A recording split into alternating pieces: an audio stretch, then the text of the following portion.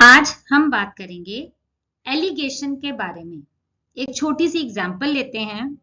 मान लीजिए आपकी एक छोटे से शहर में परचून की पंसारी की दुकान है। उसमें आप दो वैरायटीज की पीली दाल लेकर आए हो। एक दाल 150 रुपए किलो है और दूसरी दाल 90 रुपए किलो है। जो 150 रुपए वाली दाल है वो क्वालिटी अच्छी है, इसलिए वो महंगी मिली। और जो 90 रुपए वाली दाल है उसकी क्वालिटी थोड़ी सी हल्की है। दिक्कत ये आ रही है कि आप ना तो 150 वाली दाल बेच पा रहे हो ना 90 वाली दाल बेच पा रहे हो। महंगी दाल लोगों को ज्यादा महंगी लग रही है और जो सस्ती दाल है वो इसलिए नहीं बिक रही क्योंकि उसकी क्वालिटी अच्छी नहीं है। तो अब आप क्या करेंगे? आप इन दोनों दालों की वैरायटीज को मिक्स कर देते हो, उन दोनों का मिक्सचर बना देते हो। तो ये जो नया मिक्सचर बना ना, इसको 150 रुपए से थोड़ा सस्ता बेचते हो क्योंकि आपने इसमें हल्की दाल मिला दी है।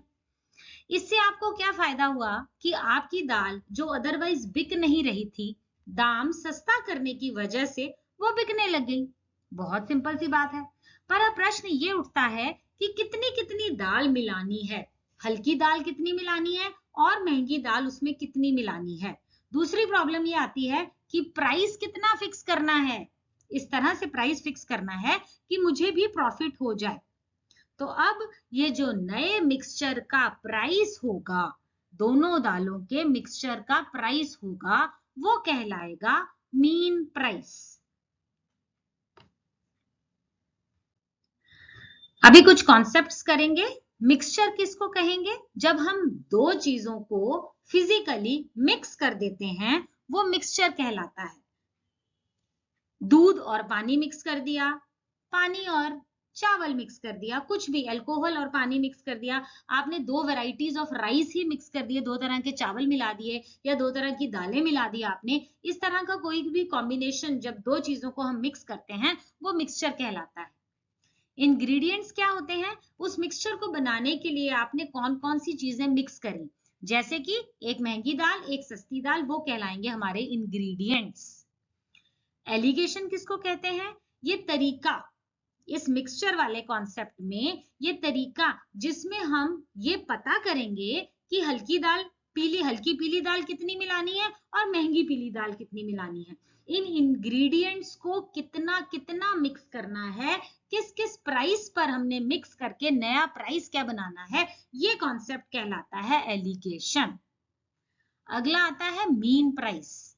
मीन प्राइस जब आपने दो चीजों को मिक्स किया, मान लीजिए चावल 80 रुपए पर किलो और 140 रुपए पर किलो को मिक्स करके एक मिक्सचर बनाया, उस मिक्सचर का क्या प्राइस रखना है वो कहलाएगा मीन प्राइस। अब दो चीजें होती हैं, डियरर इंग्रेडिएंट और चीपर इंग्रेडिएंट। डियरर वो होगा जो महंगा होगा, महंगी पीली दाल क्या कहलाएगी? Dearer ingredient. चीपर इंग्रेडिएंट वो कहलाएगा हल्की पीली दाल, जो कि सस्ती पीली दाल होगी जिसकी कॉस्ट कम है, वो कहलाएगा चीपर इंग्रेडिएंट। अब हम एक डायग्राम से इस फॉर्मूले को डिराइव करेंगे। देखिए, जो महंगी चीज है उसकी कॉस्ट प्राइस हम डी लेते हैं, जो कि हम यहां लिखते हैं। कॉस्ट प्राइस ऑफ चीपर, सस्ती चीज की कॉस्ट प्राइस को हम सी लिखेंगे, जो हम यहां पर लिखेंगे। Cost price of the mixture, जो कि मीन प्राइस कहलाता है, उसको हम एम से डिनोट करेंगे और ये मिडल में लिखेंगे।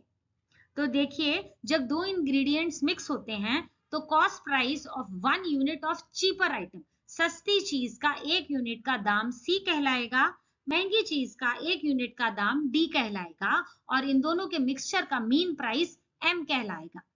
अब प्रश्न ये उठता है कि इनकी कितनी कितनी रेशियो में इनको मिक्स करना है, सस्ती दाल कितनी डालनी है और महंगी दाल कितनी डालनी है, ये आपको पता करना रहेगा। कैसे करेंगे? हम करेंगे चीपर क्वांटिटी। देखिए, यहां पर आपने चीपर वस्तु ली थी, सस्ती वस्तु ली थी, तो इसके एकदम नीचे आप चीपर क्वांटिटी लिखेंगे। यहां चीपर आइटम की प्राइस और नीचे चीपर क्वांटिटी। इस तरफ आपने महंगी चीज की प्राइस ली थी और इसके नीचे आप क्या लेंगे, महंगी चीज की क्वांटिटी। तो ओके, चीपर चीपर, इधर महंगा और बीच में आ गया मीन प्राइस। अब आगे बढ़िए, यहाँ आप क्या लिखेंगे, आप इस एरो से चलेंगे, यहाँ आपने डी लिखा है तो डी माइनस एम आपका यहाँ आ जाएगा। यहाँ आपने सी लिखा है तो यहाँ पर आपका C minus M, sorry M minus C इधर आ जाएगा। आपको याद कैसे करना है, आप देखिए जो महंगी दाल थी उसकी कीमत मीन प्राइस से ज्यादा ही होने वाली है, ये आपको भी पता है, महंगी दाल की कीमत मीन प्राइस से ज्यादा होगी, तो आप लिखेंगे डी माइनस एम।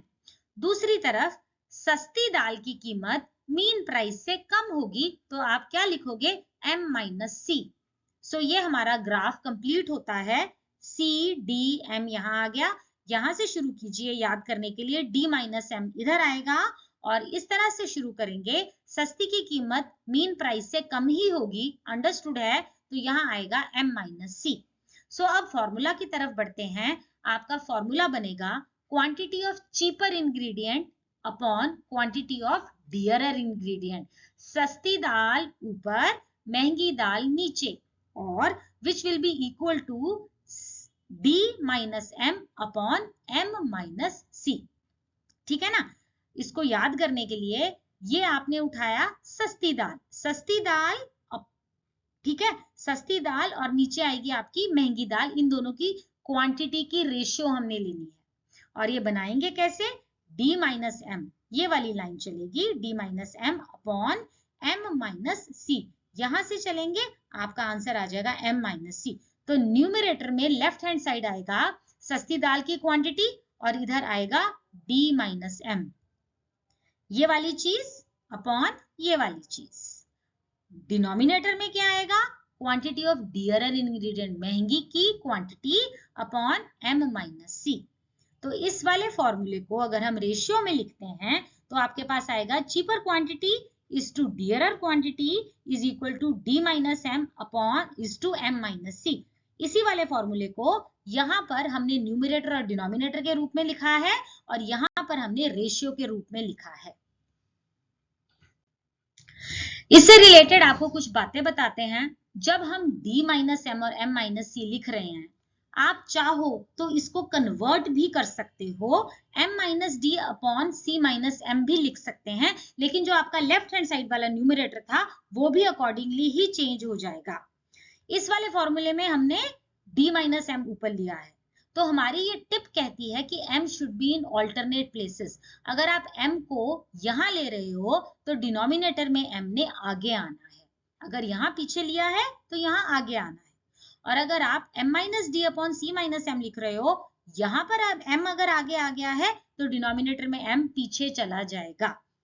तो जो अभी हमने लास्ट स्लाइड में आपको फॉर्मूला बताया था उसमें हमने d minus M upon m minus C लिया था।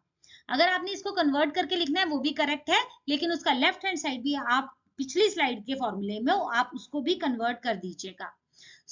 हमारी फर्स्ट टिप है कि m ने ऑल्टरनेट प्लेसेस में आना है, यहाँ पीछे आया है तो यहाँ आगे ही आएगा। दूसरी टिप है कि m, d और c के यूनिट सेम रहने चाहिए। अगर आपने प्राइसेस लिया है तो mean price, dearer price, cheaper price रहेगा। अगर आप सेल प्राइस ले रहे हो तो ये तीनों सेल प्राइस में होने चाहिए। अगर आप रेशियो ले रहे हो तो रेशियो होनी चाहिए। अगर आपने परसेंटेज लिया है तो ये परसेंटेज में रहना चाहिए। आपके इन इंग्रेडिएंट्स के यूनिट, सस्ती चीज का, महंगी चीज का और मीन प्राइस एम का, इन सब का यूनिट जो है वो सेम रहना चाहिए। इन दोनों चीजों का इस फॉर्मूले में बहुत ज्यादा ध्यान देना है। हमारे आगे आने वाले वीडियोस में हम क्वेश्चंस सॉल्व करेंगे। आई होप मैंने आपको अच्छे से समझाया है। कोई डाउट हो तो आप प्लीज कमेंट सेक्शन में पूछ सकते हो। प्लीज मेरे चैनल को लाइक कीजिए, सब्सक्राइब कीजिए। Thank you for watching. Stay safe, stay blessed.